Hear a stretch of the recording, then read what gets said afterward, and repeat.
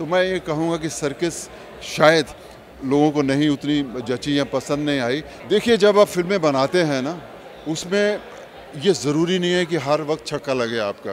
ये जो लोग क्या क्या कर रहे हैं वो सोचते हैं तो हैरान हो जाता हूँ मैं। लेकिन मुझे रोहित शेट्टी साहब के साथ पहली बार काम कर रहा हूँ। मैं अभी रिस्पांस की मुझे इतनी जल्दी भी नहीं है। देखिए, एज एन एक्टर हमारा फ़र्ज़ बनता है कि जब हम हायर किए गए हैं, फिर हमारे सामने नया पुराना कुछ नहीं है। बहुत बहुत स्वागत है सर। एंड पहले तो कॉन्ग्रेचुलेट करना चाहूँगी कि आपका जो सीरीज़ है इंडियन पुलिस फोर्स कल ही रिलीज़ हुआ है, किस तरीके का रिस्पांस देख रहे हैं? मैं अभी रिस्पांस की मुझे इतनी जल्दी भी नहीं है, क्योंकि रिलीज़ हुई है, लोग देखेंगे अपने अपने हिसाब से, फिर रिएक्ट होगा। और इतना अभी इतने साल हो गए हैं तो मेरी उतनी ये नहीं है कि फटाफट पता चल जाए क्या हो रहा है, क्योंकि लोगों को टाइम तो मिलना चाहिए ना देखने के लिए। वो देखेंगे तो फिर वही देखेंगे जहाँ सब देखते हैं, क्या हुआ, उसका अच्छा लगा या बुरा लगा, तो मैं वही वेट कर रहा हूँ। वैसे काम करके कैसा लगा? सिद्धार्थ है, शिल्पा है, उसमें उनके साथ काम करके? यस, शिल्पा जी के साथ तो मैं पहले काम कर चुका हूँ, ओबराय के साथ भी काम किया है, लेकिन मुझे रोहित शेट्टी साहब के साथ पहली बार काम कर रहा हूँ। उनकी अप्रोच जो है बहुत बड़ी है, उनकी सोच बहुत बड़ी है। वो बड़ापन आपको पूरी उसमें फिल्म में दिखेगा। तो वो मुझे बहुत ही ऑर्गेनाइज हैं, बहुत ही डिसिप्लिन्ड हैं। तो वो जो माहौल मुझे मिला वो मुझे बहुत अच्छा लगा, उस सारा मिलके। खास तौर पे कॉप यूनिवर्स हो तो फिर क्या ही बात है। हमें हमेशा कॉप के ऊपर कोई फिल्में तो बहुत सारी बनी हैं जिसमें पॉजिटिव दिखाया गया है, लेकिन ये डेडिकेट उनको ही की गई है। वो किस हिसाब से काम करते हैं, क्या उसके पीछे सोच होती है, आपको जान के हैरानगी नहीं होनी चाहिए कि इसमें बहुत सारे शब्द वहीं से आए हैं। जिस तरह की वो नाम जब होती है आपस में किस तरह की बात करते हैं, तो वो बहुत सारे शब्द उन्हीं के वहीं से आए हैं हम लोगों को कि इस तरह बात करते हैं। वो बिल्कुल वोकैबुलरी हमारी डेली यूज़ में नहीं आती जिस तरह के वो शब्द यूज़ करते हैं। तो वो भी एक नई बात थी। तो मुझे लगा कि ये बहुत ही खुशी की बात है कि हम पुलिस को रिप्रेजेंट कर रहे हैं, और उनका मुझे लगता है कि एक बहुत ज़रूरी था कि हम हर पुलिस को हमेशा पॉजिटिव नोट की तरफ, उनकी जो पॉजिटिविटी है उसमें देखें और लोगों को लगे कि हमारी दोस्त है।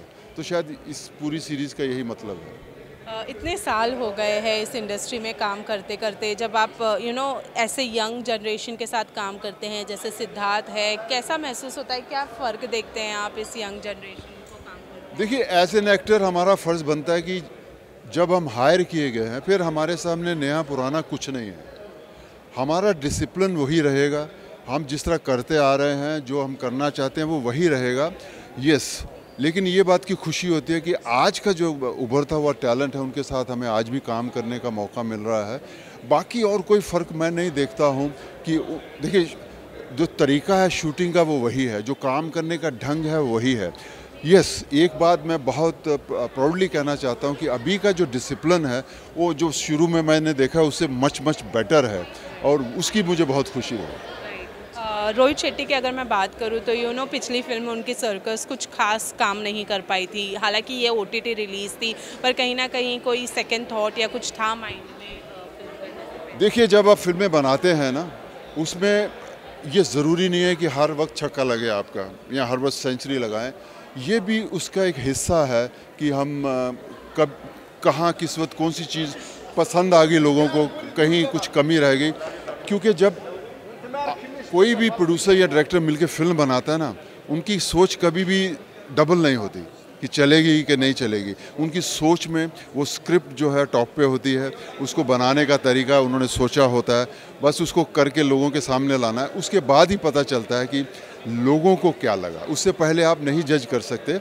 आपके एक्सपीरियंस से बहुत कुछ फ़ायदेमंद चीज़ें होती रहती हैं। तो मैं ये कहूँगा कि सर्कस शायद लोगों को नहीं उतनी जची या पसंद नहीं आई, लेकिन उससे कोई नया तरीका आप नहीं निकाल सकते कि अब मैं जो फिल्म बनाऊंगा वो इस तरह सोच के बनाऊंगा। तो हर प्रोडक्ट आपकी सोच का ही नतीजा है, तो हमेशा आपको पॉजिटिव रहना चाहिए। डेफिनेटली। सो आने वाले वक्त में क्या है आपकी तरफ से, क्योंकि 2024 की शुरुआत हुई है इंडियन पुलिस फोर्स से, इसके आगे क्या कुछ देखते हैं? मुझे एक बहुत बड़ी फिल्म साउथ में रिलीज़ हुई है, जो वेंकटेश वहाँ के बहुत बड़े हीरो हैं, तो उनकी 45th फिल्म है वो रिलीज़ हुई है वहाँ पे, और एक फ़िल्म मार्च में रिलीज़ हो रही है। तो ये 3 फिल्में तो जो हैं मार्च से पहले हो जाएंगी।